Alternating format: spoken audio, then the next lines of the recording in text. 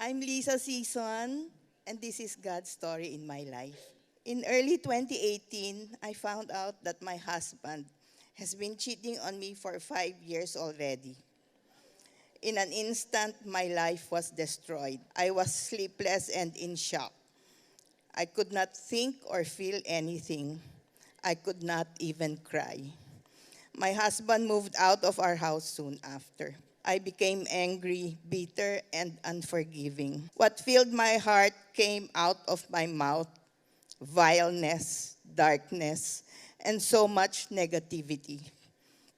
The work of the enemy was achieving his purpose to destroy my 30 plus years testimony as a Christian. Others used to see my marriage as their hashtag marriage goals or hashtag relationship goals. But now, I was pulling others down with me as I kept blurting out so much bitterness. It must have been tiring, offensive, and burdensome to be in my presence during those times. Even my family stopped wanting to be around me as I was rubbing on them so much negativity. I felt very far from God. In time, I started to hate myself for what I had become. I was cursing my husband and asking God to deal with him with a heavy hand. But the Lord showed me that I was causing my children to commit sin and being a stumbling block to their spirituality when I became jealous of the way they treated their dad and made them feel guilty if they showed love, respect, and a desire to be with their dad on special occasions. The Lord convicted me of my own sin, of unforgiveness. The Lord led me to fast and pray. As I did, He led me to, number one, step back. Because dealing with the situation is God's work. He is the God of justice in Malachi 2:17. His command is, never take your own revenge, beloved, but leave room for the wrath of God, for it is written, vengeance is mine, I will repay, says the Lord. Romans 12:19. And Exodus 14:13, do not be afraid. Stand firm, and you will see the deliverance the Lord will bring you. Number two, without a word. I do not need to vent my anger and fight it out with my husband. God will fight this battle for me, and of course, God will win. Exodus 14:14. The Lord will fight for you. You need only to be still.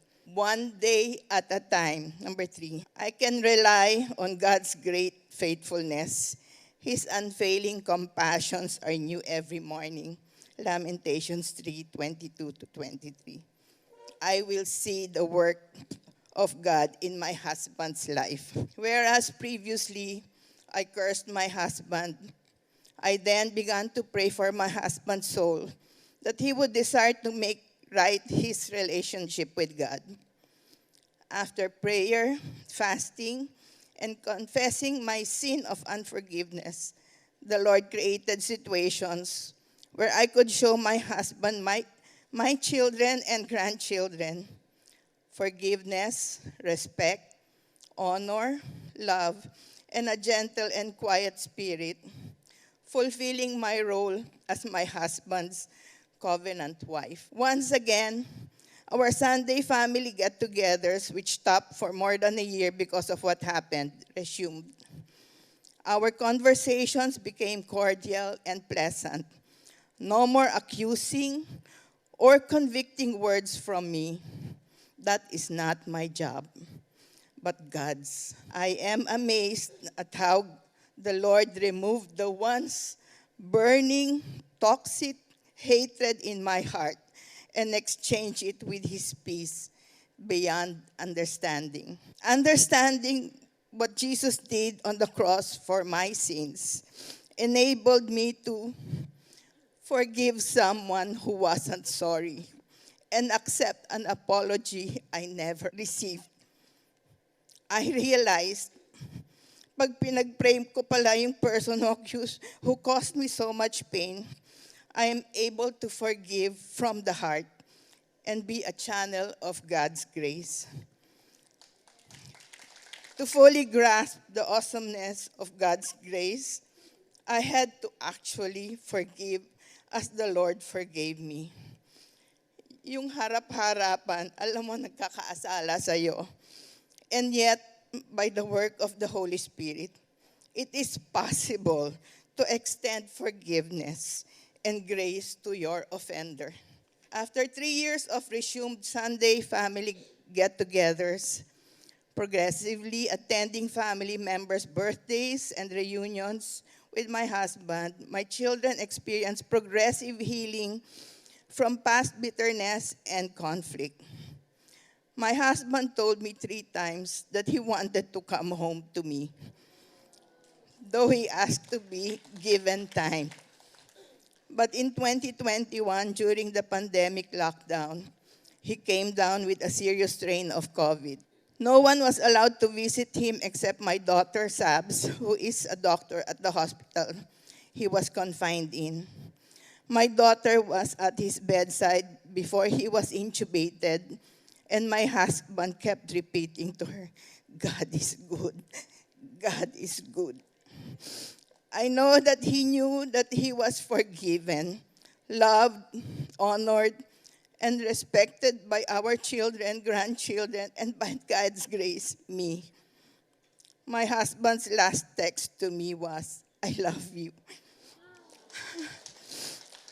At his online wake, all our children honored their father. Our wider family and all our friends recounted happy memories, times of my husband loving and caring for me and our children. It was a healing experience. As a wife, I believe by God's grace, I have fought the good fight. I have finished the race. I have kept the faith.